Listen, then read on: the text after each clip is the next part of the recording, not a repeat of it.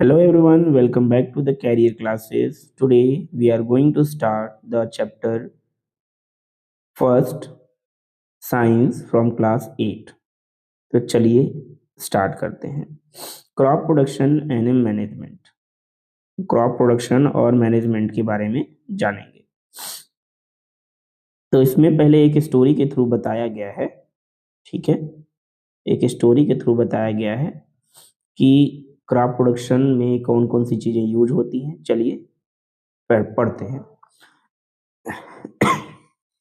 पहेली and Boojho went to their uncle's house during the summer vacation. Paheli और बूझो दो हैं जो अपने अंकल के हाउस समर वेकेशन में जाती हैं, और the uncle is a farmer, और उनके अंकल जो हैं वो क्या हैं, किसान हैं। वन डे दे सा सम टूल्स लाइक खुरपी, sickle, shovel, plough etcetera in the field. एक दिन बूझो और पहेली दोनों अपने अंकल के खेत में खुरपी देखती हैं, शिकल देखती हैं, शॉवेल देखती हैं, प्लाऊ यानी हल होता है, शिकल मीन्स बाकी होती है जिसे धान वगैरह काटा जाता है, उसको देखती हैं। तो फिर उनके मन में एक सवाल आता है, और वो सवाल वो पूछती हैं कि uncle, I want to know where and how we use these tools, कि ये टूल्स हम कहाँ यूज करते हैं। तो उनके अंकल बताते हैं कि you have learn that all living organism require food, कि आप जानते हैं कि जितने भी लिविंग ऑर्गेनिज्म होते हैं उनको फूड की जरूरत पड़ती है। Plants can make plants can make their food themselves, plant खुद से अपना फूड बनाते हैं। Can you recall how green plant synthesize their own food, क्या आप ये बता सकते हैं कि जो ग्रीन प्लांट होते हैं वो अपना फूड कैसे बनाते हैं। Animal including humans can not make their own food, चाहे ह्यूमन हो चाहे एनिमल्स हो, ये दोनों अपना फूड खुद से प्रिपेयर नहीं करते हैं। So where do animal get their food, तो एनिमल को फूड कहाँ से मिलेगा, यानी प्लांट फूड कैसे बनाते हैं, और एनिमल और ह्यूमन फूड बनाते नहीं तो उनको फूड मिलता कहाँ से है। But first of all why do we have to eat food, तो क्वेश्चन आता है कि हमें फूड क्यों खाना है। क्या हमें फूड खाना जरूरी है? हाँ, अगर आप जीना चाहते हैं, लाइफ को सरवाइव करना चाहते हैं, तो हमें फूड की जरूरत पड़ेगी। You already know that the energy from food is utilized. The energy from food is utilized by organism for carrying out their various body functions. अपने बॉडी फंक्शंस को कैरी आउट करने के लिए ऑर्गेनिज्म को food की जरूरत पड़ती है। अगर फूड नहीं मिलेगा तो उनके बॉडी के फंक्शंस प्रॉपर नहीं होंगे, और बॉडी के फंक्शंस नहीं होंगे तो आप रहेंगे ही नहीं, मर जाएंगे।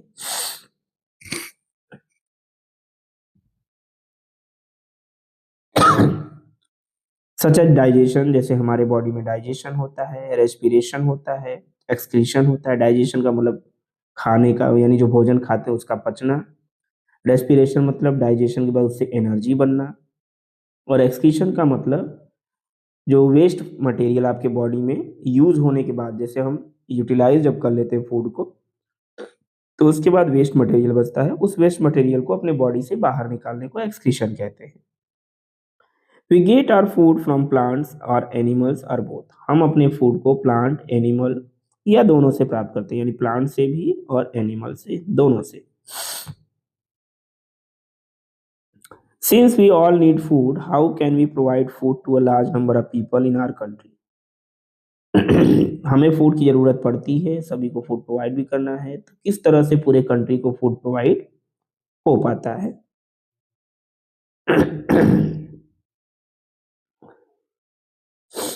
Food has to be produce on a large scale. Food को लार्ज स्केल पे प्रोड्यूस करने की जरूरत पड़ती है। एक्चुअली थोड़ा मेरा गला खराब है। तो food has to be produce on a large scale, food large scale पे प्रोड्यूस करना जरूरी है, क्योंकि पूरे इंटायर कंट्री को फूड की जरूरत पड़ेगी। तो लार्ज स्केल पे अगर प्रोडक्शन नहीं होगा तो सभी को फूड नहीं मिल पाएगा। In order to provide food for large population, a large population को फूड प्रोवाइड करने के लिए रेगुलर प्रोडक्शन इज नेसेसरी, यानी रेगुलर प्रोडक्शन करना भी जरूरी है। प्रॉपर मैनेजमेंट भी करना जरूरी है एग्रीकल्चर करने के लिए। And distribution of food is necessary, और वो फूड का डिस्ट्रीब्यूशन भी जरूरी है। क्यों? क्योंकि फूड का डिस्ट्रीब्यूशन पूरे इंटायर कंट्री यानी इंटायर पीपल्स के पास होना चाहिए, नहीं तो वो जिंदा जिंदा कैसे रहेंगे।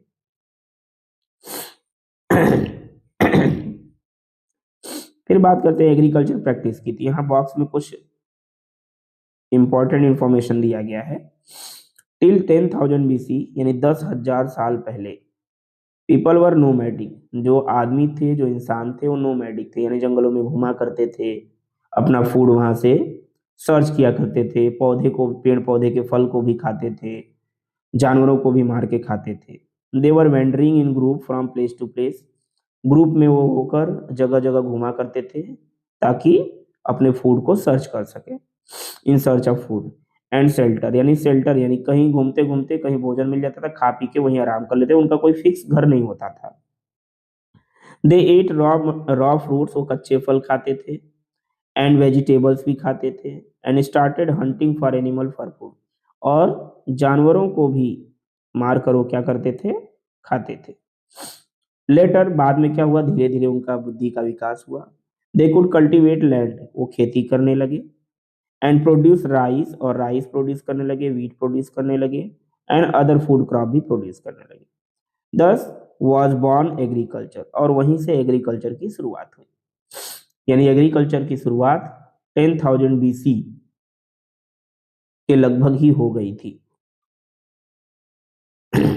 When plant of same kind are grown and cultivated at one place, अगर एक ही तरह के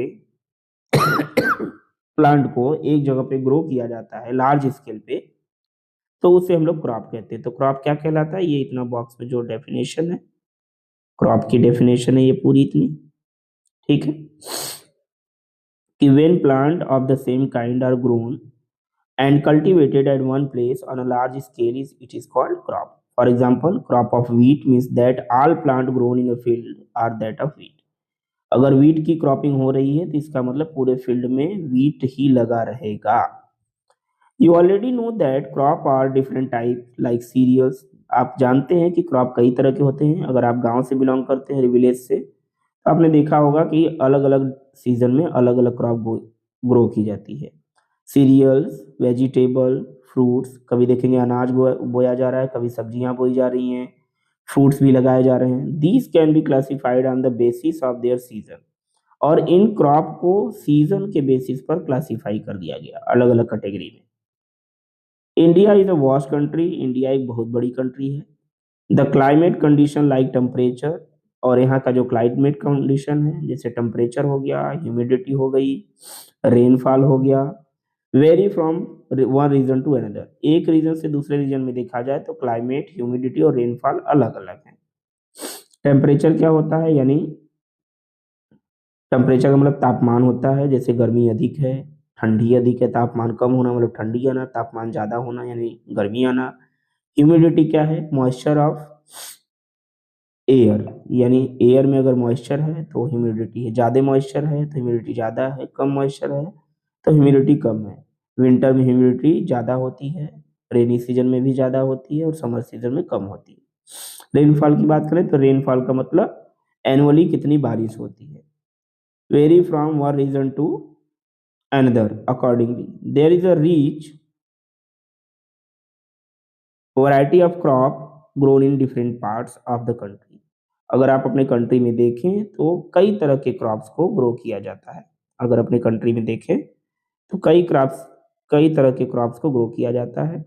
डिस्पाइट दिस डाइवर्सिटी, और इतनी डाइवर्सिटी होने के बावजूद भी, two broad cropping pattern can be identified, दो ब्रॉड क्रॉपिंग पैटर्न हमारे इंडिया में फॉलो होता है, यानी ज्यादा मात्रा में दो क्रॉप पैटर्न देखा जाता है, यानी प्रोडक्शन किया जाता है उसका। फर्स्ट बात करेंगे हम लोग खरीफ क्रॉप की। खरीफ क्रॉप क्या होती है, the crop which are sown in the rainy season are called kharif crop, जो रेनी सीजन में ग्रो किया जाता है उसको खरीफ क्रॉप कहते हैं। ध्यान रखिएगा, रेनी सीजन यानी खरीफ क्रॉप की ये डेफिनेशन हो गई आपकी, ये डेफिनेशन हो गई इतनी खरीफ क्रॉप की, कि the crop which are sown in rainy season are called the kharif crop. The rainy season in India is generally, और भारत में जो रेनी सीजन होता है वो होता है आपका जून से लेकर सितंबर तक, और इस सीजन में पैडी यानी धान, मेज, सोयाबीन, ग्राउंडनट यानी मूंगफली, कॉटन, ये सारी क्रॉप्स ग्रो की जाती हैं जिनको हम लोग खरीफ क्रॉप कहते हैं। सेकंड है रबी क्रॉप। द क्रॉप शोन, अब इसका डेफिनेशन हो जाएगा ये अक्टूबर से मार्च तक, ये इसकी डेफिनेशन हो जाएगी। The crop grown in the winter season are called the rabi crop. जो विंटर सीजन में ग्रो किया जाता है उसे रबी क्रॉप कहते हैं। Their time period is generally from October to March, और इसका टाइम पीरियड जो होता है वो अक्टूबर से मार्च तक होता है। Example of rabi crop, rabi crop में कौन कौन सी क्रॉप आती है, तो वीट आती है यानी गेहूं, ग्राम यानी चना, पी यानी मटर, मस्टर्ड यानी सरसों, और लाइन सीड यानी तीसी। ये क्रॉप रबी क्रॉप में आती हैं जो जनरली देखा जाए तो अक्टूबर टू मार्च यानी ठंडी में बोई जाती है, गर्मी में काटी जाती है। बिसाइड दीज, इसके अलावा pulses and vegetable are grown during summer at many places. तो समर में देखा जाए तो कई जगह पे पल्सेज और वेजिटेबल यानी सब्जियां भी ग्रो की जाती है, पल्सेज और वेजिटेबल, ठीक है, पल्सेज और वेजिटेबल ग्रो किए जाते हैं। नेक्स्ट टॉपिक है हमारा basic practice of crop production. Why can paddy not be grown in the winter season. पूछा जा रहा है कि विंटर सीजन में हम लोग धान को क्यों नहीं बोते हैं। तो विंटर सीजन में धान को अगर हम बोएंगे तो उसको उतना पानी नहीं मिल पाएगा, और पानी नहीं मिल पाएगा तो अच्छे से ग्रोथ नहीं कर पाएगा। इसीलिए हम ठंडी में गेहूं और गर्मी में या रेनी सीजन में पैडी यानी धान की खेती करते हैं। Paddy require a lot of water. धान की खेती के लिए हमको बहुत ज्यादा पानी की जरूरत पड़ती है। Paddy require a lot of water, ये पॉइंट नोट करिएगा दिमाग में। Therefore it is grown only in the rainy season, इसीलिए इसको रेनी सीजन में ग्रो किया जाता है। Cultivation of crop involve several activities. Crop की कल्टीवेशन के लिए कई तरह की एक्टिविटीज की जाती हैं, undertaken by farmer over a period of time. You may find that these activities are similar to those carried out by a gardener or even by you.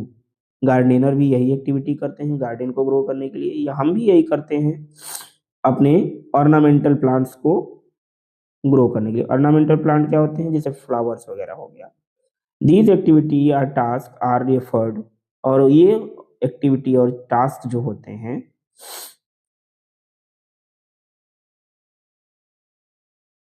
To as a agriculture practice, यानी इसी को agriculture practice कहा जाता है, ठीक है। These activities are listed below. इन activity में देखिए क्या क्या करते हैं। सबसे पहले किसी भी एग्रीकल्चर को करने के लिए हमें प्रिपरेशन ऑफ सॉइल, यानी सॉइल को अच्छे से प्रिपेयर करना पड़ता है। शोइंग, फिर इसकी बुआई करनी पड़ती है। एडिंग मैन्योर एंड फर्टिलाइजर, फिर इसमें खाद मिलाना पड़ता है। इरिगेशन, फिर उसकी सिंचाई करनी पड़ती है। प्रोटेक्टिंग फ्रॉम वीड्स, यानी कीड़े मकोड़ों से, या क्या कह सकते हैं, वीड्स का मतलब होता है अनदर प्लांट जो ग्रो हो जाता है। जैसे आपने धान बोया उसमें कुछ और प्लांट भी ग्रो हो गया। वीड्स, हार्वेस्टिंग, फिर उसकी कटाई, स्टोरेज, फिर उसको बचाकर यानी स्टोर करके रखना। ये सारे प्रोसेसेस जो हैं वो एग्रीकल्चर प्रैक्टिस के प्रोसेसेस हैं। तो एक एक को हम बारी बारी से डिस्कस करेंगे। प्रिपरेशन ऑफ सॉइल की बात करें, the preparation of soil is the first step before growing crop, यानी क्रॉप को ग्रो करने के पहले, बिफोर ग्रोइंग क्रॉप, क्रॉप को ग्रो करने के पहले हमको सॉइल को प्रिपेयर करना पड़ता है। One of the most important task in agriculture is to turn the soil and loose it, यानी सॉइल को हमें क्या करना पड़ता है, लूज, लूज यानी ढीला करना पड़ता है। लूज यानी ढीला करना पड़ता है। ढीला का मतलब क्या है, ढीले से मतलब है कि मिट्टी को थोड़ा हल्का करना पड़ता है, जो दबी रहती है एकदम हार्ड रहती है उसको लूज करना पड़ता है। This allow to the root to penetrate, इससे बेनिफिट क्या होता है कि जो प्लांट की रूट होती है वो इजीली जमीन के अंदर चली जाती है सॉइल में, और वहां से वाटर और मिनरल्स को एब्जॉर्ब कर लेती है। The loose soil allow the root to breathe easily, और इससे क्या होता है, रूट को भी ब्रीदिंग की जरूरत पड़ती है। तो जब सॉइल लूज होती है तो इजीली क्या करते हैं, ब्रीथ कर पाते हैं। When they go deep into the soil, जब रूट बहुत अंदर चला जाता है फिर भी जो एयर है वो अंदर तक जाता रहता है, जिससे प्लांट अच्छे से ग्रो हो पाता है। Why does the loosening of soil allow the root to breathe easily, अगर सॉइल को हम लूज कर देते हैं तो प्लांट ब्रीदिंग कर लेता है अच्छे से, ऐसा क्यों। The लूजन soil help in the growth of earthworm, अगर सॉइल लूज है तो उसमें अर्थवर्म ग्रो हो सकता है, क्योंकि हार्ड सॉइल में अर्थवर्म अंदर तक नहीं जा पाएगा। तो लूज सॉइल होगी तो उसमें अर्थवर्म अच्छे से ग्रो हो जाएगा, रह पाएगा। और माइक्रोब्स भी कुछ होते हैं सॉइल में जो ग्रो हो जाते हैं। अगर लूज सॉइल नहीं रहेगी तो ये सारी चीजें उसमें ग्रो नहीं होंगी, और ये सब ग्रो नहीं होंगे, सॉइल फर्टिलाइज भी नहीं होगी। These organism are friend of farmer. जो माइक्रोब्स और अर्थवर्म होते हैं, देखिए याद रखिएगा, क्वेश्चन आपसे पूछा जाता है कि फार्मर के फ्रेंड कौन से ऑर्गेनिज्म होते हैं, तो अर्थवर्म और microbes. The farmer since they further turn and loosen the soil and add humus to it, इसीलिए वो सॉइल को लूज करते हैं और उसमें ह्यूमस को ऐड करते हैं पानी मिलाकर। But why does the soil need to be turn and loosen, लेकिन लूज करने की जरूरत क्यों पड़ती है? You have learned in the previous classes that soil contains minerals. आपने पढ़ा होगा कि सॉइल में क्या होते हैं, सॉइल कंटेन्स मिनरल्स। ये लाइन याद रखिएगा कि सॉइल कंटेन्स मिनरल्स, यानी सॉइल में मिनरल्स कंटेन रहते हैं। ठीक है,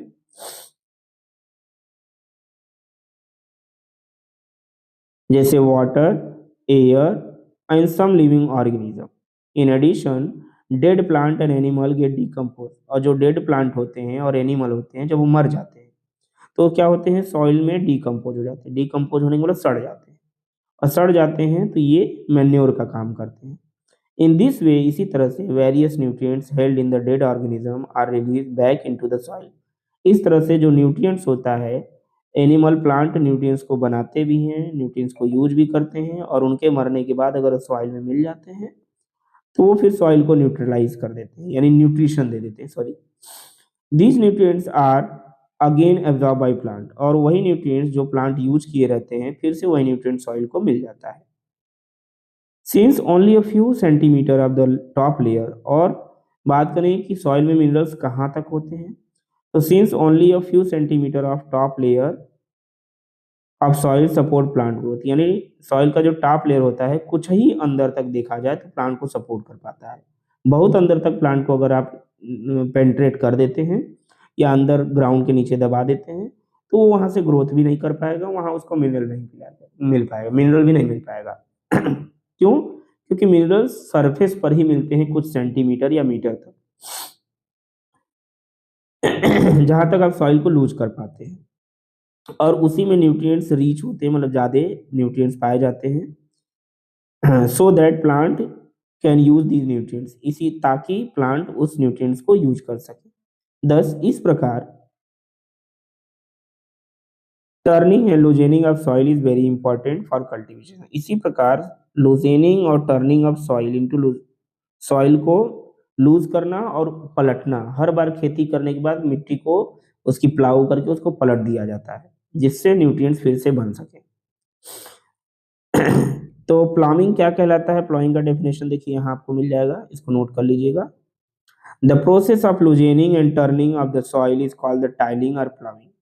this is done by the using a plough, हल का यूज करते हैं हम, खेत को जोतने के लिए हल का यूज करते हैं। ठीक है, प्लाऊ यहाँ देखिए लिखा है, प्लाऊ का यूज करके सॉइल को हम लूज कर लेते हैं। Plough are made of wood and iron. Plough जो होता है, जो हल होता है, वो लकड़ी और आयरन का बना होता है, यानी लोहे का बना होता है। पहले के समय में ऐसा होता था, अब तो लोहे का ही पूरा आ रहा है, ट्रैक्टर में आपने देखा होगा। If the soil is very dry, अगर सॉइल बहुत सूखी है, it may need water before ploughing. अगर सॉइल बहुत ड्राई हो गया है तो उसको पहले उसमें पानी डाल देना चाहिए, पानी डालने के कुछ दिन बाद फिर से उसकी जुताई करनी चाहिए। द प्लाउ फील्ड में have big pieces of soil called crumbs, और जब सॉइल की प्लाविंग होती, जुताई होती है, तो बड़े बड़े पीसेज निकलते हैं, जैसे ढेला वेला आप गाँव में कहते हैं, उसे हम लोग क्रम्स कहते हैं। It is necessary to break these crumbs with a plank, तो इसको तोड़ना पड़ता है, तो एक लकड़ी बांध लेते हैं हल के पीछे जो इस बड़े बड़े क्रम्स को तोड़ने में मदद करता है, जिसको गांव में पाटा कहा जाता है। This field is levelled by for sowing as well as irrigation, इससे सिंचाई के लिए और बोने के लिए, दोनों के लिए सॉइल की लेवलिंग हो जाती है। The levelling of soil is done with the help of leveller, और वो जो हम पाटा का जो लकड़ी होता है मोटा सा पीछे हल में बांधा जाता है मिट्टी को तोड़ने फोड़ने के लिए, उसको लेवलर कहते हैं। लेवलर का मतलब पाटा जो मिट्टी को प्लेन करता चला जाए। ठीक है, तो लेवलर यहाँ वर्ड याद रखिएगा। Some time manure is added to the soil before tilling, tilling के पहले भी हम कभी कभी क्या करते हैं, मेन्योर को ऐड कर देते हैं। इससे क्या होता है, मेन्योर अंदर तक चला जाता है। This help in proper mixing of manure, इसीलिए लेवलिंग के पहले अगर हम मेन्योर को ऐड कर देते हैं तो वो जो मेन्योर है पूरी तरह से सॉइल में अच्छे से मिल जाता है। The soil is water before sowing, और बोने से पहले भी हम लोग क्या करते हैं, बोने से पहले सॉइल में पानी मिला देते हैं ताकि सॉइल थोड़ा ह्यूमस हो जाए, उसमें गीली हो जाए, जिससे अगर सीड उसमें डालें तो सीड अच्छे से इजीली टाइम पर ग्रो हो जाए, राइट। एग्रीकल्चर इम्प्लीमेंट्स की बात करें, बिफोर सोइंग द सीड यानी बीज को बोने से पहले it is necessary to break soil to the size of grain, तो सॉइल को एकदम ग्रेन के साइज में तोड़ना पड़ता है। कारण क्या है, ताकि सीड जो है उसमें आसानी से बैठ जाए और सॉइल उसको कवर कर सके, क्योंकि ह्यूमस मिलेगा जब सॉइल को, सीड को, तभी ग्रो हो पाएगा। This is done with the help of various tools, एक अलग अलग टूल से किया था। The main tools use for this purpose are plough, और इसके लिए प्लाऊ, हो और कल्टीवेटर का यूज किया जाता है। ठीक है, देख सकते हैं यहाँ पे, देखिए हल है, पहले के जमाने में लकड़ी का हल यूज होता था और किसान जो है बैलों की मदद से जोतता था। इसमें देखिए हल के पार्ट को देख सकते हैं, इसको प्लाऊ सॉफ्ट कहते हैं, ये जो हैंडल है, और ये जो है इसको प्लाऊ शेयर कहते हैं, ये हल का, और इसको ये जो है इसको बीम कहते हैं, ये जो लाइन है मतलब लकड़ी है इसको बीम कहते हैं। ये बैल के कंधे पर रख दिया जाता है। ठीक है, चलिए आगे देखेंगे, एक पैराग्राफ यहाँ बच रहा है। प्लाऊ, प्लाऊ क्या होता है, तो this is the being use since ancient time, पहले के समय में सॉइल को टाइलिंग करने के लिए यूज किया जाता था। एडिंग फर्टिलाइजर, फर्टिलाइजर भी यूज किया जाता है क्रॉप में। रिमूविंग द वीड्स को रिमूव करने के लिए भी इसका यूज किया जाता था। स्क्रैपिंग द सॉइल, सॉइल को छोटे छोटे टुकड़े में तोड़ने के लिए भी किया जाता था। This implement is made of would, ये लकड़ी का बना होता था। पहले के समय में एंशिएंट टाइम पहले लकड़ी का ही होता था, तो जुताई अच्छे से नहीं हो पाती थी। फिर जब आयरन का इन्वेंशन हुआ तो फिर आयरन यूज होने लगा, यानी आयरन का इन्वेंशन या डिस्कवरी कहिए, डिस्कवरी, आयरन की डिस्कवरी हुई तो फिर आयरन यूज किया गया तो और अच्छे से जुताई होने लगी। बाई पेयर ऑफ बुल्स, यानी बैल का यूज करके, और अदर एनिमल्स, कैमल्स और हॉर्सेस का भी कभी कभी यूज किया जाता था। It contains a strong triangular iron, इसमें एक ट्रायंगुलर आयरन लगाते थे जो मिट्टी में आसानी से घुस जाता था, और जब बैल उसको खींचता था तो मिट्टी उखड़ जाती थी, उसको प्लाऊ शेयर कहा जाता है। The main part of the plough is a long log of would, जो मेन पार्ट होता था वो लॉन्ग लॉग ऑफ वुड होता है, जिसको मैंने अभी आपको दिखाया, जो लंबा सा होता है, which is called the plough shaft, इसको प्लाऊ शाफ्ट कहते हैं। इसका पिक्चर आप देख सकते हैं। प्लाऊ शाफ्ट किसको कहते हैं, ये देखिए, ये जो लंबी वाली लकड़ी है इसको प्लाऊ शाफ्ट कहते हैं, और इसको नीचे जो लगा है इसको प्लाऊ शेयर कहते हैं, तो don't be confuse. The other end attach to the beam which is placed on the bull's neck, bulls के नेक पे जो लगाते हैं गर्दन पे, उसको हम लोग क्या, one pair of bulls and main can easily operate the plough, और आदमी और दो बैल मिलकर इजिली प्लाऊ को ऑपरेट करते थे, जिससे खेत की जुताई हो जाती है। The indigenous wooden plough is increasingly being replace by iron plough, फिर उसके बाद क्या हुआ, आयरन प्लाऊ का यूज होने लगा। आज के समय में देखिए ट्रैक्टर में पूरी तरह से आयरन का प्लाऊ यूज हो रहा है और जुताई भी अच्छे से होती है, इसीलिए क्रॉप का प्रोडक्शन भी बढ़ गया है। हो क्या होता है, it is the simple tool which is use for removing weeds, weeds यानी जो अनदर प्लांट ग्रो हो जाते हैं उसमें, घास वास जिसको आप कहते हैं, ठीक है, उसको रिमूव करने के लिए, and for loosening the soil, और सॉइल को लूज करने के लिए यूज किया जाता है। It has a long rod of would, ये लकड़ी का एक रॉड होता है, और आयरन, या तो आयरन का भी होता है, जब जमीन पे इसको घसीटा जाता है खेतों में तो वो ग्रास जो होती है वो डेड हो जाती है, और फिर वो पानी डाल दिया तो सड़ के खाद बन जाती है। A strong broad bent plate of iron is fix to one end of it, तो इसको एक एंड से दूसरे एंड पे फिक्स कर दिया जाता है। ठीक है, चलिए, और वर्क लाइक अ ब्लेड, ये ब्लेड की तरह काम कर, it is pulled by the animal, ये भी एनिमल के द्वारा ही पुल किया जाता है, इसको हम लोग क्या कहते हैं, हो कहते हैं। ये नए टेक्नोलॉजी पे बना हुआ है।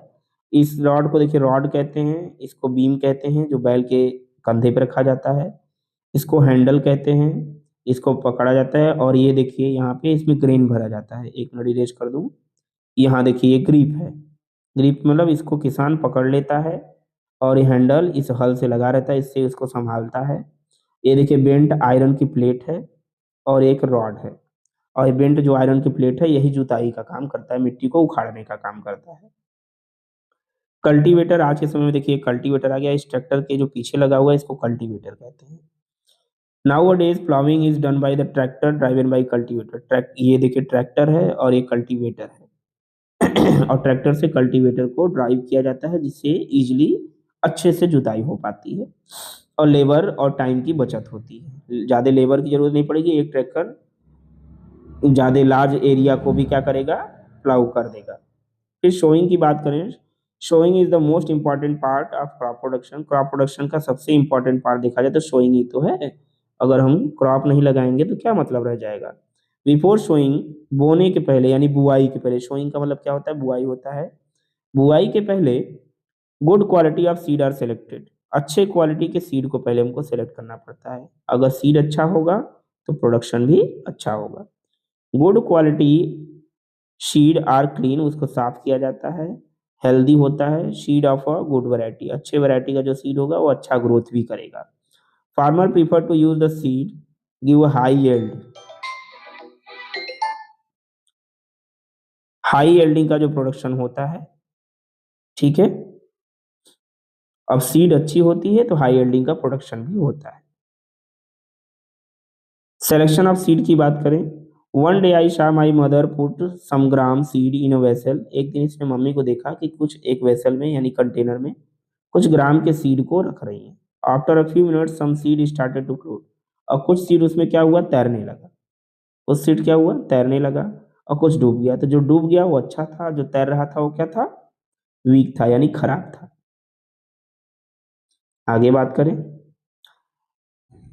ये आप भी चेक कर सकते हैं घर पे, अगर एक कंटेनर लीजिए उसमें पानी डाल दीजिए और उसमें कुछ सीड डाल दीजिए। जो सीड फ्लोट करे वो अच्छी हेल्दी सीड नहीं होती है, जो सिंक कर जाए, जो डूब जाए वो अच्छी सीड होती है।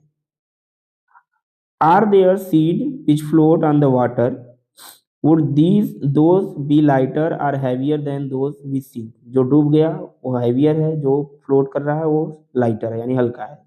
Why would they B lighter, क्यों वो हल्के हैं। Damage seed became hollow. Damage seed जो होता है वो अंदर से खोखला होता है, इसलिए वो पानी में तैरने लगता है, इसलिए वो हल्का होता है। Therefore they float on water, इसलिए वो पानी पे तैरता है। This is a good method for separating seed. और पानी में अगर आप ऐसे सेपरेट करेंगे तो आपको ये सेपरेशन का सबसे अच्छा मेथड होता है। Healthy seed from the damage seed one, damage seed को हेल्दी सीड को आप अलग कर सकते हैं। बिफोर सोइंग, बोने के पहले one of the important task is to know about the tools use for sowing seed.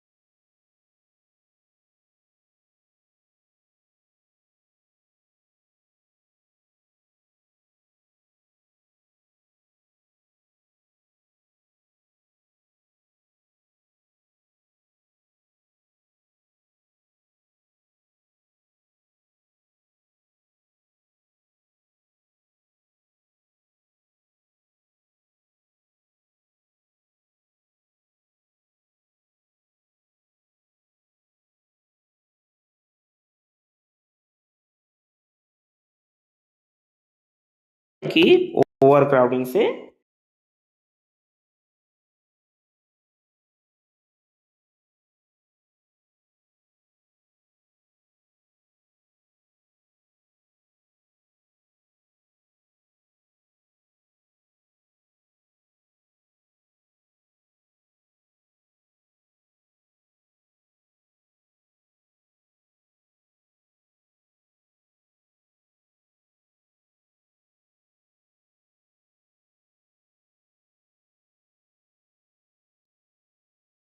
manure and fertilizer.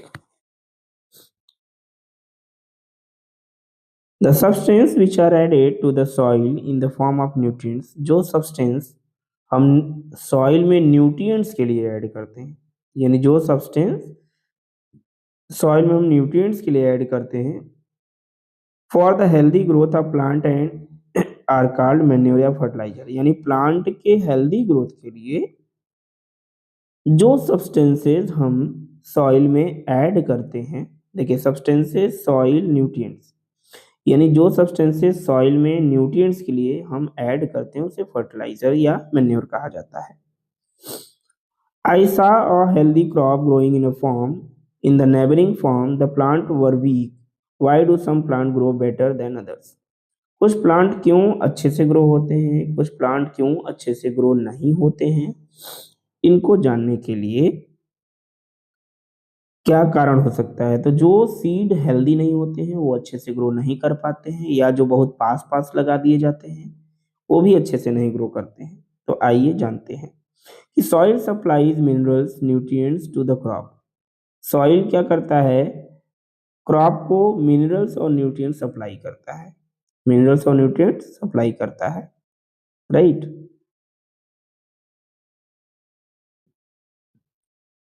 Are these nutrients are essential for the growth of plant, और ये जो न्यूट्रिएंट्स होते हैं वो plant की ग्रोथ के लिए essential यानी जरूरी होते हैं। In certain areas farmer grow crop after crop in the same field. Farmer क्या करता है कुछ एरिया में कि grow crop, crop after crop, यानी एक एक क्रॉप बोया दूसरा क्रॉप फिर लगा दिया, लेकिन उसकी प्रिपरेशन नहीं की अच्छे से, ठीक है। The field is never left uncultivated और फॉलो, खेत को उसने कभी भी अनकल्टिवेटेड नहीं छोड़ा। Imagine what happens to the nutrients, तो न्यूट्रिएंट्स का क्या होगा, न्यूट्रिएंट्स रिकवर हो ही नहीं पाया, रिप्लेनिश जिसको कहा जाता है, रिप्लेनिश न्यूट्रिएंट्स हो ही नहीं पाया, फिर से क्रॉप लगा दिया, इसलिए अच्छे से ग्रोथ नहीं हो रही है। Continuous growing of crop make the soil proper in certain nutrients, कह रहा है कंटिन्यूअस ग्रोइंग ऑफ क्रॉप, अगर अब कंटिन्यूअस क्रॉप ग्रो करते जा रहे हैं द सॉइल पुअरर, तो सॉइल क्या होगी, कमजोर होती चली जाएगी। यानी जैसे कोई चीज आप बस यूज करिए, उसको रिपेयर मत कराइए, तो क्या होगा, वो वीक ही हो जाएगा। उसी तरह से सॉइल भी है, अगर कंटिन्यूअस सिर्फ आप यूज करेंगे, उसमें न्यूट्रिएंट्स वगैरह ऐड नहीं करेंगे, तो वो भी वीक होता चला जाएगा, पुअर होता चला जाएगा। Therefore farmer have to add manure, इसीलिए किसान क्या करता है, मैन्योर ऐड करता है to the field to replenish soil with the nutrients, ताकि रिप्लेनिश यानी फिर से उस सॉइल में न्यूट्रिएंट्स आ सके। जैसे आप फिर से खाना खाते हैं कि फिर से एनर्जी आ सके, तो सॉइल को भी खाना खिलाना पड़ेगा एनर्जी लाने के लिए, और सॉइल का खाना है न्यूट्रिएंट्स।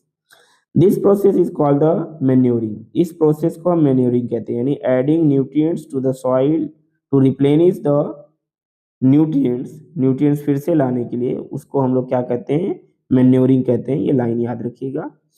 इम्प्रॉपर और insufficient manuring result in weak plant, अगर मैन्योर जो है वो इम्प्रॉपर है यानी पर्याप्त मात्रा में नहीं है, तो वो क्या करेगा, आपके प्लांट को वीक कर देगा।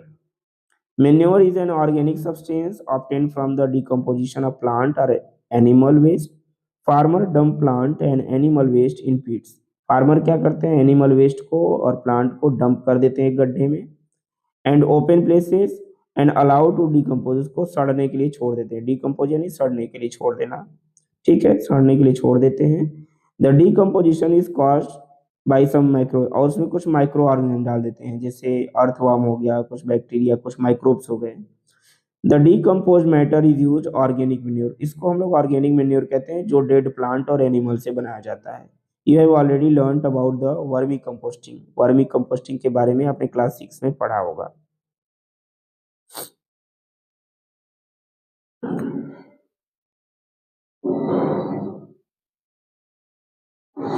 Did all the plant in all glasses grow at the same time? जैसे यहाँ पे देखिए ग्लास में क्रॉप ए बी सी है, ग्रो किया जा रहा है, ठीक है। इसमें अलग अलग न्यूट्रिएंट्स भी मिलाए गए हैं, तो क्या एक साथ ग्रो होंगे अच्छे से? नहीं, जैसा न्यूट्रिएंट्स होगा वैसी ग्रोथ होगी। विच ग्लास, ये एक्टिविटी आप पढ़ लीजिएगा, विच glass showed better growth of plant? In which glass was growth fastest? Fertiliser are chemical substance which are rich in particular nutrients. जो फर्टिलाइजर होता है, केमिकल फर्टिलाइजर, वो न्यूट्रिएंट्स उसमें ज्यादा होते हैं। How are these different from manure? तो manure से कैसे वो अलग होते हैं? Fertiliser are produce in factory. Fertiliser को फैक्ट्री में बनाया जाता है, जिसमें प्रॉपर क्वांटिटी में न्यूट्रिएंट्स मिला दिया जाता है। Some example of fertiliser are urea, जैसे यूरिया हो गया, अमोनियम हो गया, सल्फेट हो गया, अमोनियम सल्फेट हो गया, सुपर सल्फेट हो गया, ये सब फैक्ट्री में बनाए जाते हैं। फैक्ट्री में बनाए जाते हैं तो इसमें फॉस्फेट हो गया, पोटास हो गया, जिसको एनपीके कहते हैं, यानी एनपीके, नाइट्रोजन, फास्फोरस और potassium. The use of fertiliser has help farmer to get better. अब केमिकल फर्टिलाइजर आ जाने से ग्रोथ और भी अच्छे से हो रही है। केमिकल फर्टिलाइजर आ जाने से ग्रोथ और भी अच्छे से हो रही है। The use of fertiliser has help farmer to get better yield of crop such as wheat, जैसे व्हीट पे, पैडी में, मेज में मिलाया जा रहा है तो अच्छे से ग्रोथ हो रही है। But excessive use of fertiliser, लेकिन फर्टिलाइजर का यूज अगर ज्यादा कर देते हैं तो सॉइल क्या होती है? सॉइल की फर्टिलिटी खत्म हो जाती है। Fertiliser have also became a source of water pollution. और फर्टिलाइजर जो होता है, केमिकल फर्टिलाइजर, उससे वाटर पॉल्यूशन होता है। यानी कहने का मतलब, अगर एक बार फर्टिलाइजर डाल के आप खेती कर लिए तो आपको बार बार फर्टिलाइजर डालने की जरूरत पड़ेगी नहीं, बिना केमिकल फर्टिलाइजर के ग्रोथ फिर नहीं होगी। इसलिए मैन्योर को बेस्ट माना जाता है। Therefore, in order to maintain the fertility of soil, we have to substitute fertilizer by organic manure or leave the field uncultivated। या तो खेत को कुछ समय के लिए अनकल्टिवेटेड छोड़ दीजिए, या तो उसमें फर्टिलाइजर अगर ऐड कर रहे हैं तो कुछ समय के लिए छोड़ दीजिए फिर, ठीक है। दो क्रॉप के बीच में थोड़े टाइम के लिए छोड़ देंगे तो सॉइल रिकवर हो जाएगी, नहीं तो सॉइल भी वेस्ट हो जाएगी, फिर उसमें कुछ भी ग्रो नहीं होगा। The use of manure improves soil texture as well as its water retaining capacity। manure का ऐड करेंगे तो उसका टेक्सचर भी खराब हो जाएगा और उसकी वाटर रिटेनिंग कैपेसिटी भी, यानी सैंड की तरह एकदम हो जाएगा, सॉइल एकदम व्हाइट कलर का हो जाएगा और उसमें कुछ भी ग्रो नहीं हो पाएगा। In replenish the soil with the all nutrients, सभी न्यूट्रिएंट्स से रिप्लेनिश करने के लिए आपको उसमें फिर से वाटर और मैन्योर मिलाना पड़ेगा। Another method of replenishing to the soil nutrients is through a crop rotation। अगर क्रॉप बदल बदल के खेती कर रहे हैं तब भी न्यूट्रिएंट्स, यानी फिर से न्यूट्रिशन आ जाएगा सॉइल में, अगर क्रॉप बदल बदल के कर रहे हैं। This can be done by growing different crop alternately। Earlier farmer northern India used to grow leguminous। leguminous plant का मतलब दाल की खेती, दाल की खेती या जो घास चारा बोते हैं जानवरों के लिए, उनकी खेती अगर एक बार कर दिया जाए तो सॉइल में न्यूट्रिएंट्स आ जाते हैं। This help in the replenishment of the soil with nitrogen. तो इससे नाइट्रोजन, लेगुमिनस प्लांट यानी दाल की खेती अगर खेत में कर देंगे तो उसमें नाइट्रोजन आ जाता है। नाइट्रोजन सॉइल के लिए बहुत अच्छा होता है और खेती के लिए भी और क्रॉपिंग के लिए भी अच्छा होता है। Farmer are being encourage to adopt this practice. तो फार्मर यही प्रैक्टिस अडॉप्ट कर रहे हैं इस समय। In the previous classes you have learned about the rhizobium. Rhizobium जो होता है वो प्लांट के रूट में पाया जाता है और एक तरह की बैक्टीरिया होती है जो नाइट्रोजन फिक्सेशन में काम करती है। These are present in the nodules of the root of leguminous plant। ये दलहन के यानी दाल के पेड़, जैसे मटर हो गया, चना हो गया, उनके रूट में पाई जाती है। They fix atmospheric nitrogen। ये एटमॉस्फेरिक नाइट्रोजन को सॉइल में मिलाती है और सॉइल फर्टाइल हो जाता है।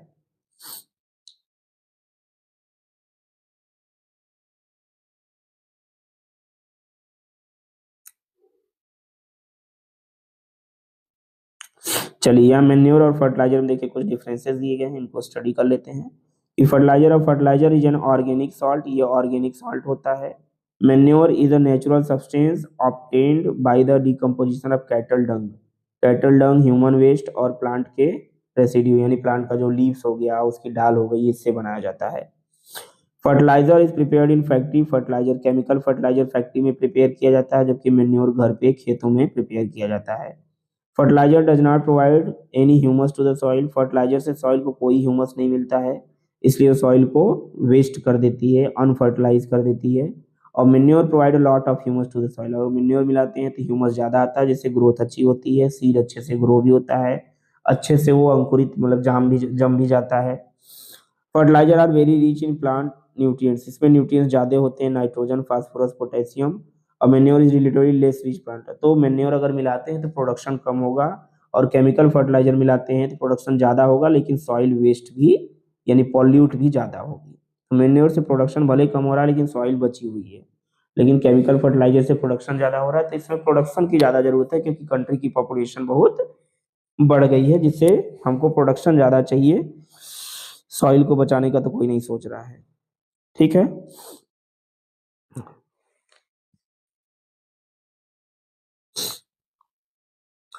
एडवांटेज ऑफ मेन्योर, मेन्योर के एडवांटेज क्या है? The organic manure is considered better than fertiliser, this because organic manure को फर्टिलाइजर से ज्यादा अच्छा माना जाता है, क्योंकि जो ऑर्गेनिक मेन्योर होता है it enhance the water holding capacity, ये सॉइल की वाटर होल्डिंग कैपेसिटी को बढ़ा देता है। It make soil purpose porous, ये सॉइल को पोरस बना देता है, जिससे गैस का एक्सचेंज हो पाता है easily. Is increase the number of friendly microbes, इससे ज़्यादा से ज़्यादा माइक्रोब ग्रो होते हैं, सॉइल में ग्रो होते हैं, जिससे सॉइल फर्टिलाइज होती रहती है, जबकि केमिकल फर्टिलाइजर मिलाने से ऐसा नहीं होता है। It improve the texture of soil, ये सॉइल के टेक्सचर को बना के रखता है। सॉइल अगर डार्क कलर में है तो फर्टिलाइज है, अगर वाइट लाइट कलर में है तो फर्टिलाइज नहीं है। Next topic is irrigation. Irrigation क्या है? चलिए इरिगेशन के बारे में डिस्कस करेंगे। All living beings need water to live, सभी लिविंग बींग्स को जीने के लिए पानी चाहिए। Water is important for proper growth and development of flower, flower के ग्रोथ के लिए या प्लांट के ग्रोथ के लिए वाटर बहुत जरूरी है, फ्रूट्स के लिए भी, एंड सीड ऑफ प्लांट, इन तीनों के लिए पानी की बहुत जरूरत है, यानी प्लांट को वाटर चाहिए उसके ग्रोथ के लिए। तो ह्यूमन को भी वाटर चाहिए। Water is absorb by the plant root, water plant जो होता है वो अपने रूट से वाटर को एब्जॉर्ब कर लेता है। अलॉन्ग विद वाटर, पानी के साथ साथ वो मिनरल्स को भी एब्जॉर्ब करता है, फर्टिलाइजर को भी एब्जॉर्ब करता है। आर आल्सो एब्जॉर्ब, तो पानी में जब फर्टिलाइजर मिल जाता है तो इन सबको वो एब्जॉर्ब कर लेता है। Plant contain nearly 90% water, plant में 90% वाटर ही होता है, जैसे हमारे बॉडी में भी सेम चीज है, 90% वाटर ही है। Water is essential because germination of seed does not take place under dry condition. Nutrients dissolved in water get transported, जो वाटर में न्यूट्रिएंट्स होते हैं वो ट्रांसपोर्ट हो जाते हैं कहाँ पे? प्लांट में ट्रांसपोर्ट हो जाते हैं। Each part of the plant, plant के सभी पार्ट में ट्रांसपोर्ट हो जाते हैं। Water also protect the crop from both Frost and hot air current, और वाटर क्या होता है? फ्रॉस्ट से और एयर करंट से भी बचाता है। To maintain the moisture of soil, soil के मॉइस्चर को मेंटेन रखने के लिए, क्रॉप को हेल्दी रखने के लिए water is very necessary. Field have to be water regularly, इसीलिए क्रॉप फील्ड को रेगुलर पानी से सींचते रहना चाहिए। The supply of water to crop at a different interval is called irrigation, time time पे खेत में पानी डालना ही क्या कहलाता है? इरिगेशन कहलाता है। ये डेफिनेशन है, इसको नोट कर लीजिएगा। The time and frequency of irrigation varies from crop to crop, हर क्रॉप को अलग अलग क्वांटिटी में वाटर की नीड होती है, तो उसके नीड के अकॉर्डिंग ही पानी मिलाते रहें, ज़्यादा पानी मिला देंगे नुकसान भी हो जाएगा। और सीजन, हर सीजन में, जैसे बरसात के सीजन में कोई क्रॉप ग्रो होती है उसको ज़्यादा पानी चाहिए तो कोई दिक्कत नहीं है, बरसात भगवान तो दे ही रहे हैं। In summer the frequency of watering is higher, summer में अगर कोई क्रॉप ग्रो हो रही है तो वो ज़्यादा से ज़्यादा सिंचाई करना पड़ेगा, अगर विंटर में हो रही तो कम सिंचाई करना पड़ेगा। Why it's so? Could it be to due to the increase rate of evaporation of water, क्योंकि गर्मी के दिनों में देखा जाता है इवेपोरेशन बहुत तेजी से होता है, जिससे सॉइल का जो वाटर होता है इवेपोरेट हो जाता है, और प्लांट का भी इवेपोरेट हो जाता है, जिससे क्या होता है? पानी की कमी हो जाती है, तो बार बार सींचना पड़ता है। जैसे देखिए ह्यूमन भी गर्मी में पानी ज्यादा पीता है, जबकि ठंडी और बरसात में कम पीता है। सोर्स ऑफ इरिगेशन की बात करें तो the source of irrigation are wells, tubewells, pond, lake, river, dam and canals, यानी कुएं से, ट्यूबवेल से, पॉन्ड से, लेक से, रिवर से, डैम से, कैनाल से यानी नहर से, इन सब से हम इरिगेशन करते हैं। ठीक है, तो इरिगेशन जो हमारा टॉपिक है इसको हम सेकेंड पार्ट में देखेंगे। आज का टॉपिक यहीं पे कंप्लीट होता है, क्योंकि बहुत लंबा वीडियो हो जाएगा जिससे आप बोर हो जाएंगे, तो मैं सोचा हूँ कि कम से कम 2 से 3 पार्ट में इस वीडियो को बनाया जाए। तो सोर्स ऑफ इरिगेशन आप याद रखिएगा, इसके आगे हम लोग डिस्कस करेंगे कि अलग अलग सोर्सेज से किस तरह से इरिगेशन होता है और पहले एंशियंट टाइम में कैसे इरिगेशन होता था और मॉडर्न टाइम में कैसे इरिगेशन हो रहा है, इन सारी चीज़ों के बारे में हम लोग डिस्कस करेंगे। तो आज के लिए इतना ही। लाइक और सब्सक्राइब करना मत भूलिएगा, मैं लाइन बाय लाइन एक्सप्लेनेशन आपके लिए लेकर आऊँगा। Thank you, have a good day.